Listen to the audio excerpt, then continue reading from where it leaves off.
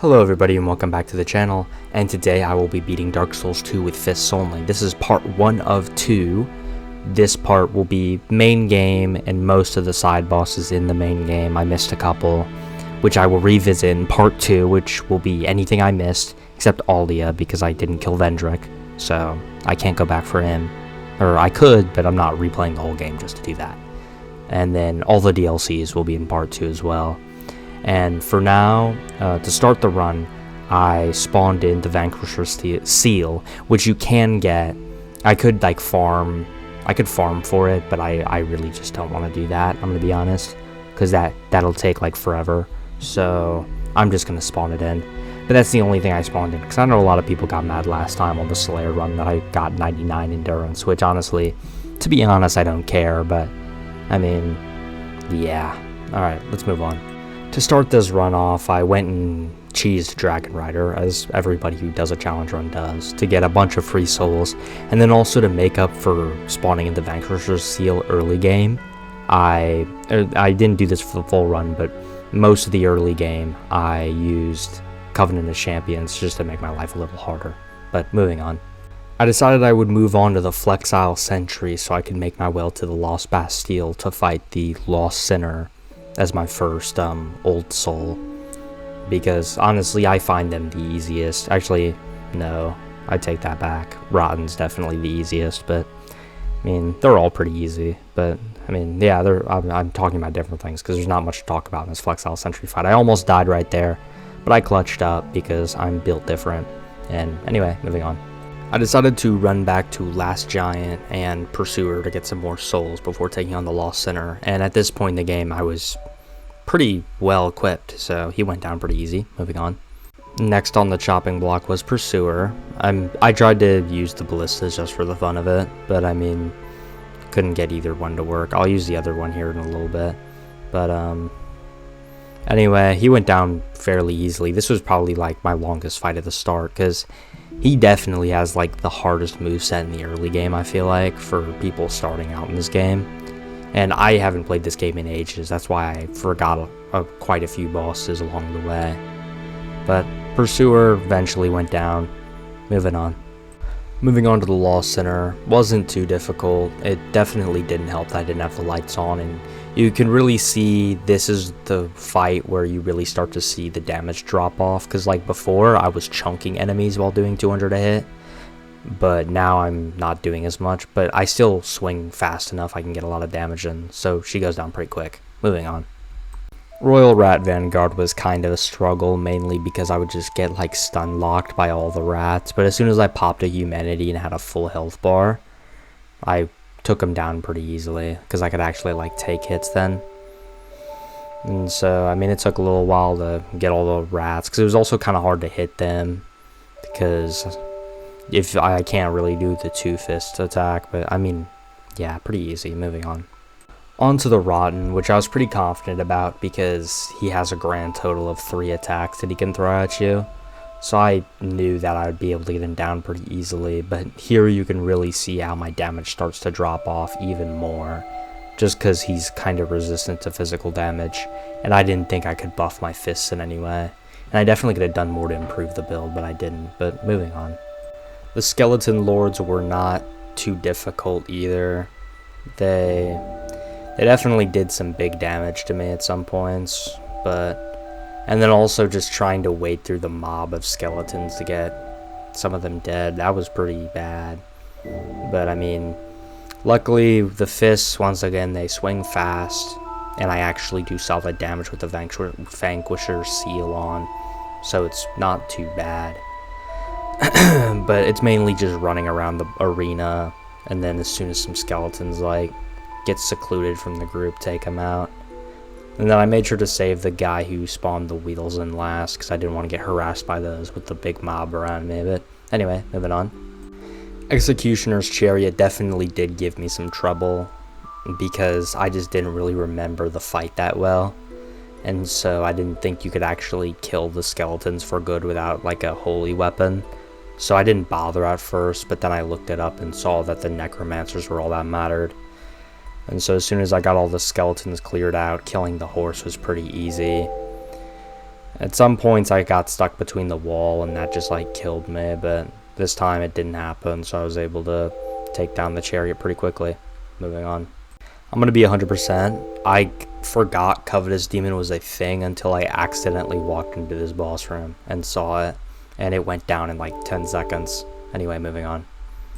Moving on to Mytha. Mytha isn't too difficult, especially if you drain the poison swamp. I don't know how you can fight this boss without draining the poison. It would just be painful.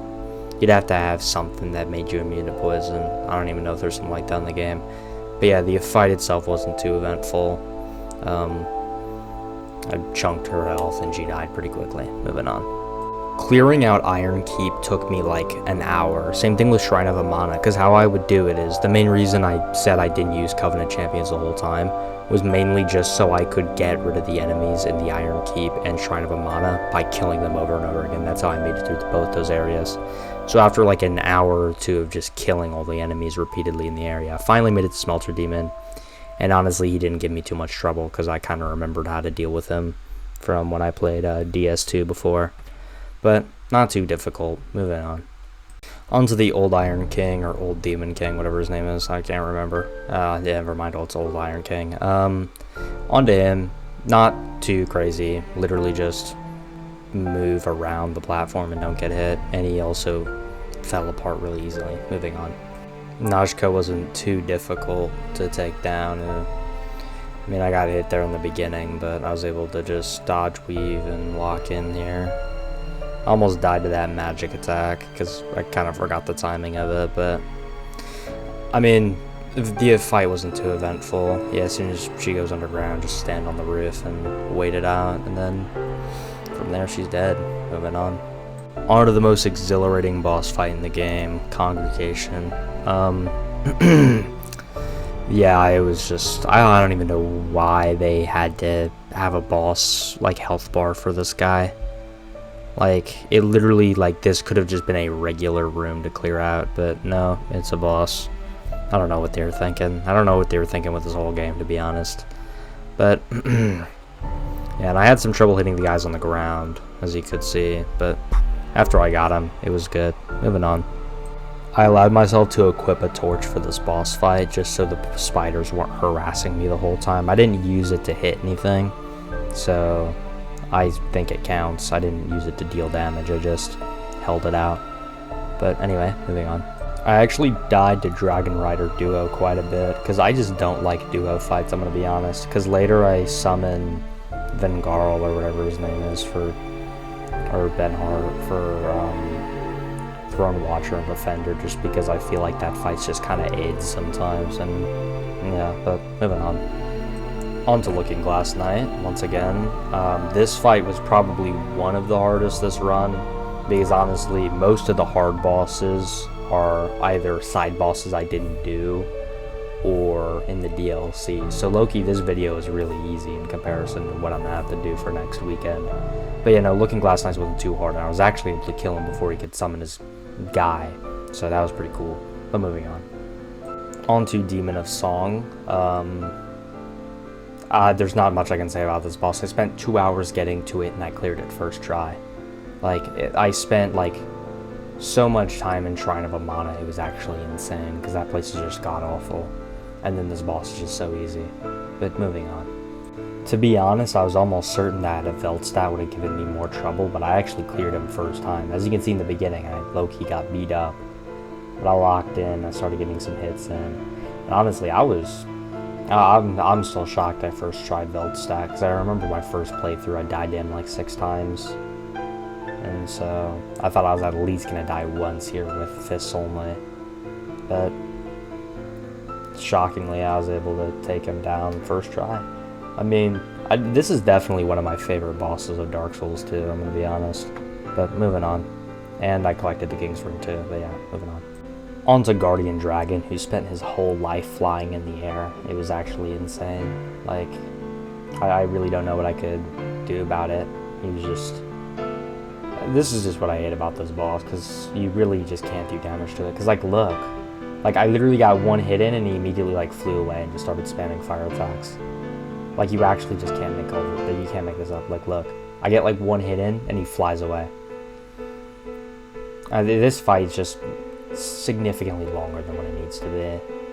So, I mean, yeah, really nothing much to say about this fight. Moving on. I grabbed a couple more giant souls before this, and I also lost the footage of getting like the ancient heart that you used to get in the memories, but as you can see, I did make it into the memory to kill the giant lord. Wasn't too hard, just kind of go like foot to foot, and he really doesn't hit you. But yeah, moving on. As you can see, I did summon for this fight, but honestly, I just always get ganked and stun locked by this boss, so I really just couldn't care, and I rather not cheese. I feel like just summoning is better than just cheesing when I'm off the map. So, I just did that. But I mean, it wasn't too hard as soon as there was another guy to be taking damage. But I made sure after this to kill myself so I could fight Nashandra solo.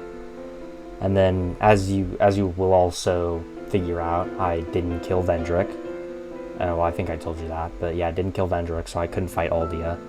But I'm not going back for him, so you guys can just kind of live with it. But moving on. Moving on to Nashandra, which there really isn't much to talk about, so I'm just going to talk about the build that I had, which was literally just Vanquisher Seal and Ring of Blades for extra damage, and just all my stats pumped into strength and adaptability and vitality and health and all that. So, nothing too special, but yeah, no, Nashandra was pretty easy, just kind of sit right under her and she can't really hit you. But that's it, I beat the game. Next week I will be covering the DLCs and everything I missed. That'll definitely be a harder video for sure, but I'm shocked I was actually able to get this out very fast, because this was a lot easier than I expected it to be. I really thought Fists only in Dark Souls would be a very hard challenge, but with the Vanquisher Seal it got really easy really quick. But once again, I hope you guys enjoyed watching the video, and if you don't mind dropping a like, comment, and maybe subscribing, and I hope you guys enjoyed, and I'll see you guys next time. Bye.